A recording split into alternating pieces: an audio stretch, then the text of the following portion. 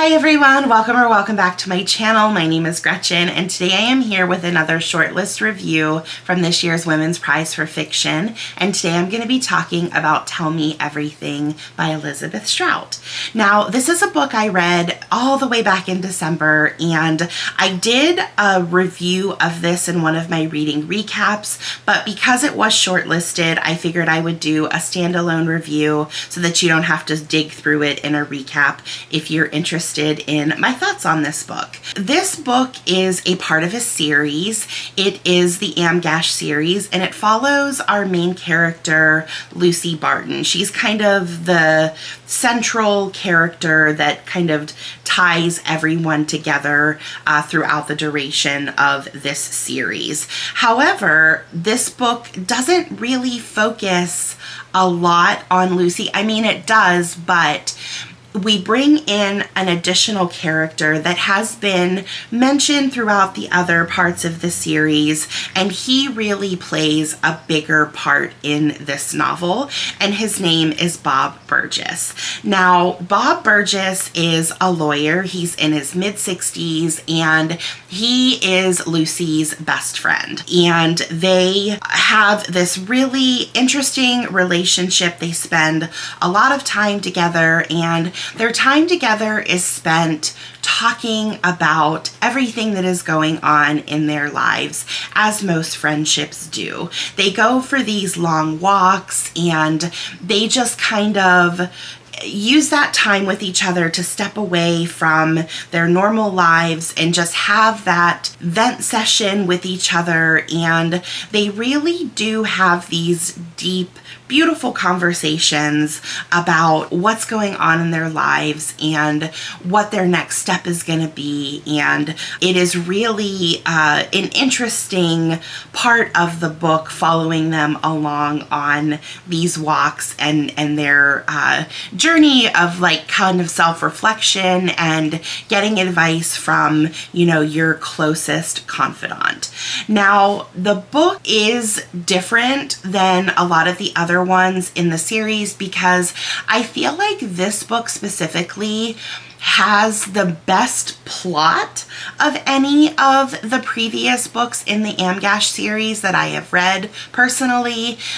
This book, because it follows Bob, he is a lawyer and he gets tied up in this murder case, this murder mystery, and he takes on this client. I believe, if I'm remembering correctly, I think that he came out of retirement to do this. He really wasn't taking cases anymore, but he really connected with this case and he decided that he was going to step in and represent this man. And the book, my biggest takeaway from it was really his journey on helping this man that was accused of murdering his mother.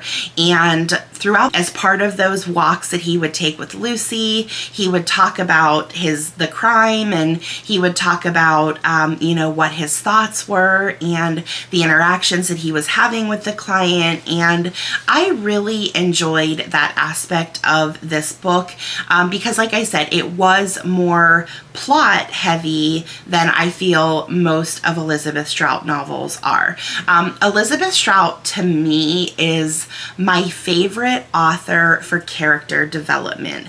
I find her books to be so comforting, and I know there are so many Elizabeth Strout haters out there. They find her books dull and boring, and I totally can see that. You know, if I weren't so invested in these characters, I would probably find them dull as well. But I have such a close connection to these characters. I feel like I personally know them. The way that they have been written, I feel like from the start of this series, I have been on a journey with them. And as we're growing together, as these books are coming out, I feel like I know them more and more. And the conversations that happen in these books, it's really just having that inside inside glimpse on people's normal everyday lives. There's not a lot of exciting things happening, but we're learning about their interactions, the communication that they have with each other, their relationships, their arguments with each other, and basically just those life issues that pile up on our shoulders that we have to deal with, and those things that we sometimes have to lean on our friends and family for. And I just find it to be so comforting. And it is boring, I'm not gonna lie. There are going to be readers that pick this up that think, I don't want to pick up a book and just read about people's mundane conversations, and I totally get that.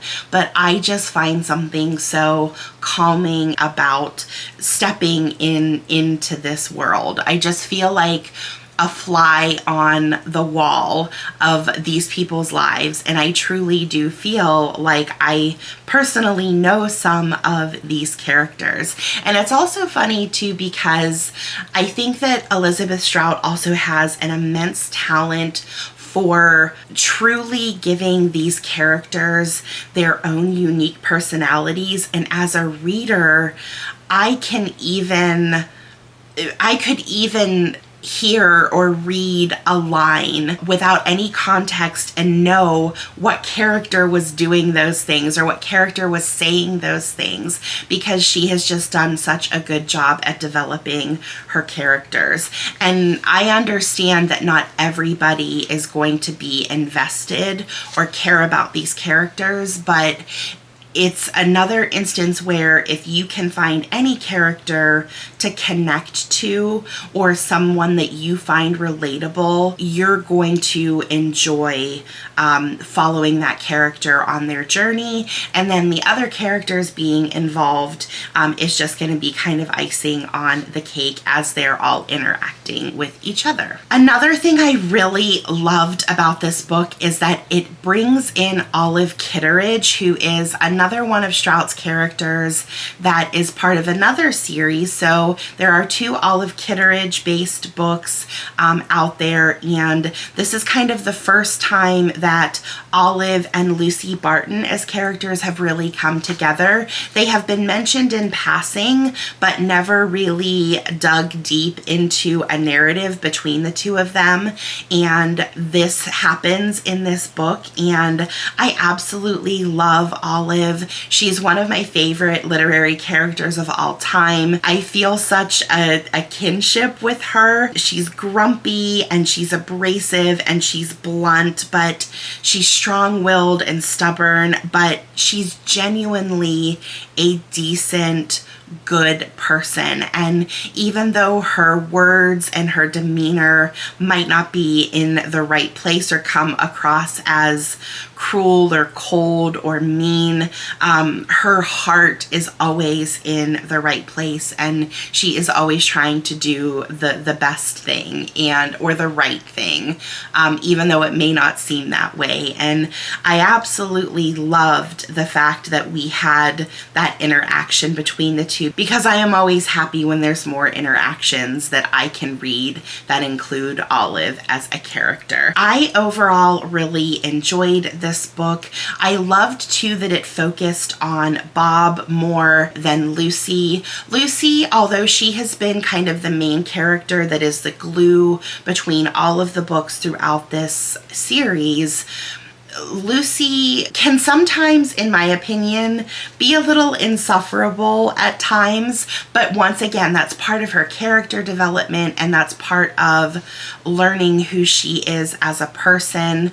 Lucy is a character that started out very poor, and she worked her way out of poverty eventually to a life of great privilege. And I think as Lucy's character is developing, or her character arc over all of these books, is that as she's getting more and more into her life, her privilege is kind of sometimes overtaking her remembering what it was like to be poor. And I think her privilege is starting to develop more and start to drive more and more of her decisions throughout her life. And I'm not saying that that's a good thing, but it is interesting to see her character develop over all of those books and finally get to this point. And one other thing that I absolutely love about Elizabeth Strout's writing is that she is not over the top.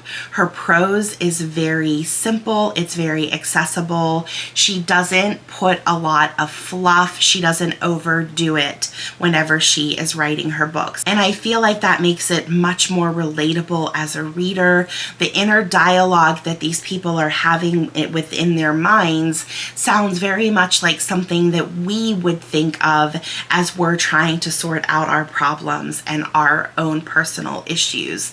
And I know sometimes I read books where there's all this inner dialogue happening and people are kind of thinking to themselves or talking to themselves, and it's like, who actually talks to themselves like that? That is the most unrealistic thing. But I don't feel that way with Elizabeth Strout's writing. The thoughts of these characters are very much in tune with the type of thoughts that I would be having and the conclusions that I would be coming to. And it just feels so organic and it feels so effortless. And I will always appreciate that about her writing. So overall, I absolutely loved this book, and I know, like I said, there are a lot of Strout haters out there, but I will die on this mountain. I absolutely love her books, and I will never not pick up an Elizabeth Strout whenever I see a new one being released. And the day that Olive or any of these characters comes to an end is just going to be absolutely heartbreaking for me. I don't know if I'll be able to handle it, but we'll save that for another book. So one of the things I did tell you is that I would talk about whether or not I feel this book has a place on the short list, or if I ever thought that it deserved to be on even the long list. And even though I loved this book, I obviously just talked about how much I enjoyed it, I hated that this book got longlisted, and I'm even more disappointed that it made it on to the short list. And you're probably wondering why. If I loved the book, why am I mad to see it on the short list? And the reason is because I loved this book not because of the pages that were a part of Tell Me Everything. I loved this book because I've read page 1 of the Lucy Barton series to the last page of Tell Me Everything. The characters, because this is a character-driven series and it's not plot-based, knowing and reading about those characters from the very beginning is going to guide you, and it's going to impact your enjoyment of that book. And I personally feel that way. I don't think that the book as a standalone would have been impressive enough to me if I had not known anything about those characters prior to the start of that book. I don't think there was anything remarkable or groundbreaking in it, and quite frankly, I don't think that there was enough additional character development that happened in Tell Me Everything to make it a book that I would really gravitate toward. Now, I did say that Tell Me Everything was a little more plot-based than a lot of the other books in this series, but to me, that still doesn't give it enough. Part of what made Tell Me Everything so special is knowing the character arcs. And I think if you're a reader that has never read anything by Elizabeth Strout or any of these other books in the series, if you wanted to read the short list or the whole of the short list, if you pick this book up, you're missing out on something. And I'm not saying that you wouldn't get a general feel for what the book is or what it's offering, but I think that everything that is truly special about a book like this you have to be on that whole journey. And I hate when it happens. I hate when I see a long list and I see those books that are a part of a series, because I personally feel like I have that pressure on me to read everything leading up to that point, because I don't care what people say. There are a very limited number of true standalone books out there. No matter if a book is said to be a standalone, you are probably missing out on at least a little something by not having read the prior books in the series. And I just think that, yeah, I didn't like it when O. William was longlisted, or I think maybe even shortlisted. I can't remember, but for the Booker Prize a few years ago. Last year, the Women's Prize did it with a book called, I think it was called Big Beautiful World. It was a sci-fi book, and I think it was the second or the third in a series. And although I heard some readers that had commented on my review of that it could have been technically a standalone, there were plot points and character development pieces that happened in other books prior that would have probably enhanced my enjoyment of the book. And I guarantee you, I would probably bet my life on it that the judges that chose to put Tell Me Everything on this list have read at least some of the other books in the Anne Gash series. I don't believe that any of them are just discovering Elizabeth Strout and these characters at this point in time. So even though Elizabeth Strout is one of my favorite authors, I have to say, if she takes the prize, I'm going to be very disappointed in the Women's Prize. So yeah, that's kind of my thoughts on it. I'm really curious to hear about what your thoughts are about books and series being longlisted. And another thing, so I try to be devil's advocate all the time when I'm kind of thinking about my stance on certain things that might be controversial. And the other kind of angle that I can see, or argument that I could see, is the Wolf Hall series. So I have personally not read the Wolf Hall series yet. I do have copies here. I will eventually get to them at some point in time, but I wonder about whether or not my feelings for the books in the series will change once I read or get to that series. Now, the big difference between a book like Tell Me Everything and the books in the Wolf Hall series is that each and every one of those books was longlisted for the Booker. So they, from the very beginning, the first book in the series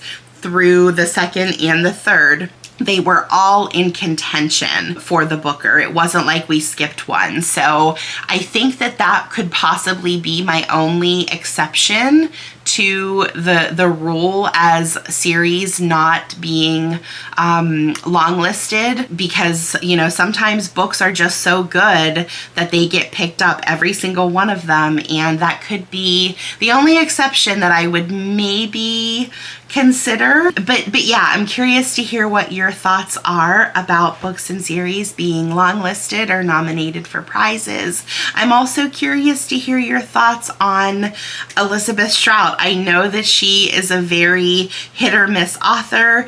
You either love her or you hate her. There is so much hate for Elizabeth Strout out there in the booktube community. I am probably the minority, really loving her writing and her works. But yeah, I always love to hear your thoughts and your opinions as well. And until we read again, bye!